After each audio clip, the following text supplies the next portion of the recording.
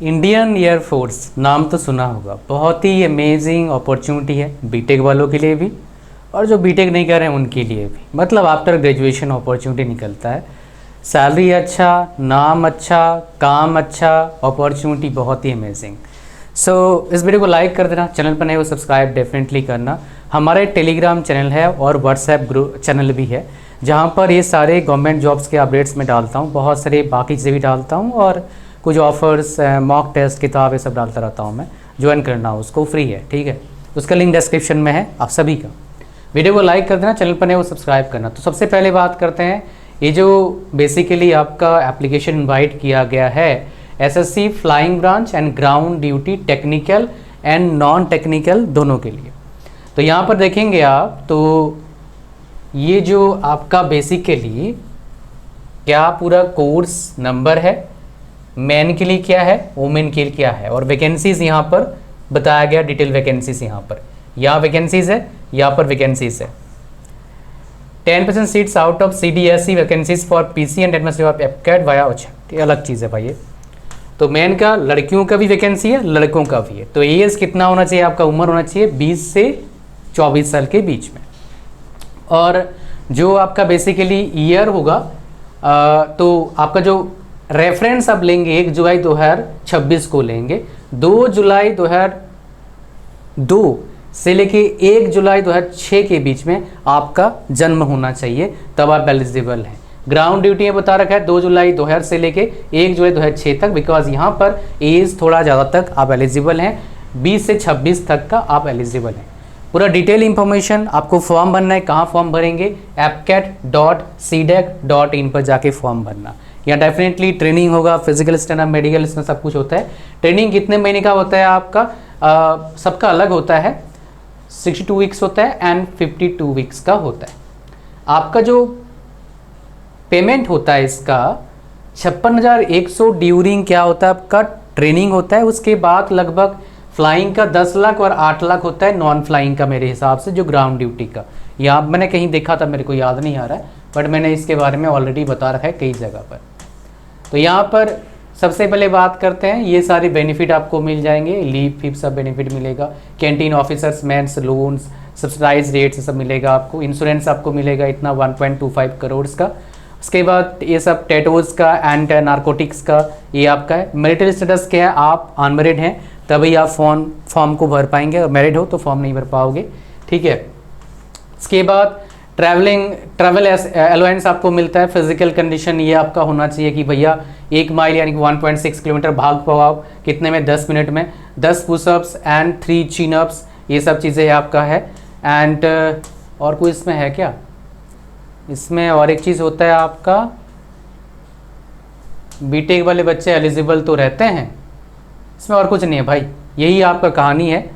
और इसमें और टेक्निकल में ये आपका जो है LLMM, ये तो एडमिन वाला हो गया आपका, नॉन टेक्निकल वाला हो गया आपका, और ये टेक्निकल वाला हो गया, फ्लाइंग वाला हो गया।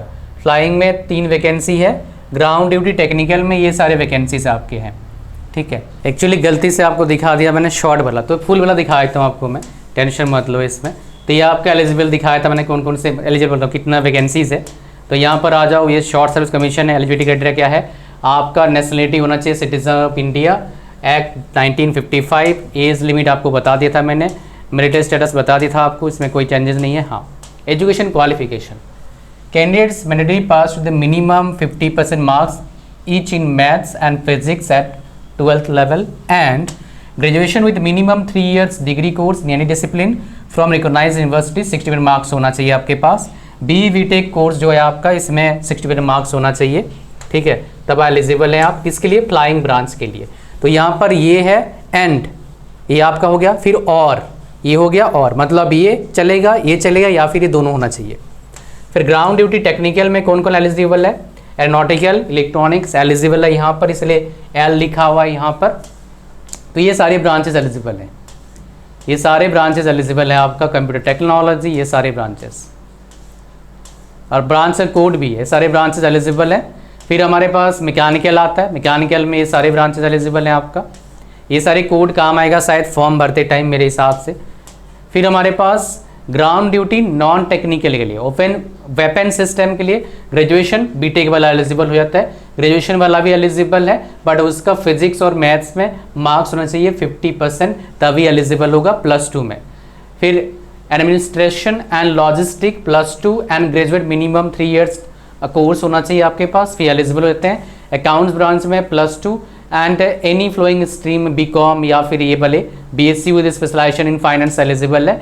फिर आपका ये हो गया। मेट्रोलॉजी में क्या आ गया, मेट्रोलॉजी में ये सारे ब्रांचेस एलिजिबल हैं आपके पास, मिनिमम 60% मार्क्स होना चाहिए। तो ये बेसिकली एजुकेशन क्वालिफिकेशन था।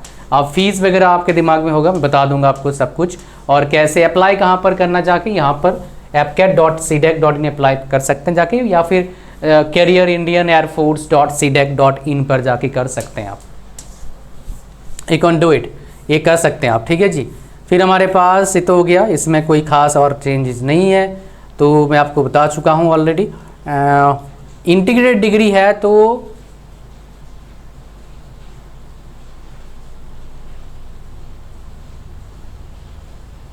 उधर एलिजिबल करते हैं, लेकिन यहाँ पर कुछ कहानी बता रखा है इन्होंने। ये आपको अगर इंटीग्रेटेड डिग्री कर रखा है तो थोड़ा सा पढ़ लेना भाई, अगर अप्लाई करना चाहते हो तो। फिर हमारे पास क्या आता है, परमिशन एम्प्लॉयर है, ये इतना इंपॉर्टेंट नहीं है बाकी बच्चों के लिए। सो हमारे पास जो आपका स्कीम होगा एग्जामिनेशन, शिफ्ट 1 शिफ्ट 2 में होगा, 23 अगस्त एंड 24 अगस्त को होगा यहाँ पर। फिर पेपर कैसा होगा, सब्जेक्ट एंड ड्यूरेशन देख लीजिए। जनरल अवेयरनेस रहता है आपका, वर्बल इंग्लिश रहता है, रीजनिंग रहता है एंड एप्टीट्यूड रहता है। 100 सवाल 300 मार्क्स, 2 घंटे का पेपर होता है, ठीक है। And online examination concept objective type question and will be in English, खाली अंग्रेजी में होता है भैया, किसी और में नहीं होता है।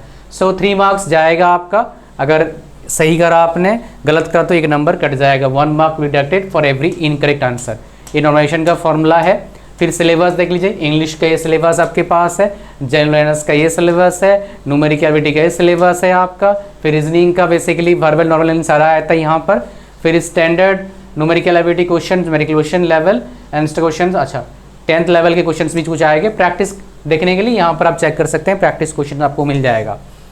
उसके बाद और कुछ मेरे को आपको बताना है क्या, फीस वगैरह होता है इसमें 500 कुछ रुपया फीस लगता है, मेरे को इतना याद आ रहा है।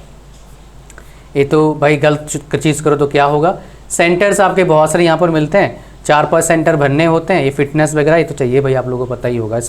इसमें कोई बड़ी बात, मतलब कोई नया चीज़ तो नहीं है, कोई नया चीज़ में है ही नहीं। ट्रैवल अलाउंस मिलता है इसमें कुछ कुछ चीज़ों में। सो फाइनल मेरिट लिस्ट बनता है आपका, टेस्ट वेस्ट, उसके बाद ट्रेनिंग होता है, फिर आपका डेट ऑफ ट्रेनिंग ड्यूरेशन हो गया, फिजिकल स्टैंडर्ड हो गया, फिर आपके पास जो फिजिकल कंडीशन है उसमें आपका जो इसमें जो पेमेंट मिलता है आपको, कहीं लिखा है मेरे को यहाँ पर, ये तो बता चुका हूँ आपको यहाँ पर। सो ये एक्चुअली ये नहीं बताया, 10 लाख और 8 लाख रहता है। फ्लाइंग को शायद 10 लाख रहता है, ग्राउंड वाले को शायद 8 लाख रहता है। और लास्ट में आपके पास जो बच गया था वो क्या है, आपका फ़ीस कितना लगता है, 550 प्लस GST फीस लगेगा। और बाकी चीज़ें ऑलरेडी बता चुका हूँ आपको। थैंक यू वेरी मच, मिलते हैं नेक्स्ट वीडियो में। टेलीग्राम और व्हाट्सएप चैनल को ज्वाइन करना, उसमें सारे आपको अपडेट मिलेगा, लिंक डिस्क्रिप्शन में आपको डाल दूंगा। थैंक यू, मिलते हैं नेक्स्ट वीडियो में। वीडियो को लाइक कर दो, चैनल पर नए हैं सब्सक्राइब करना। God bless you all, bye bye.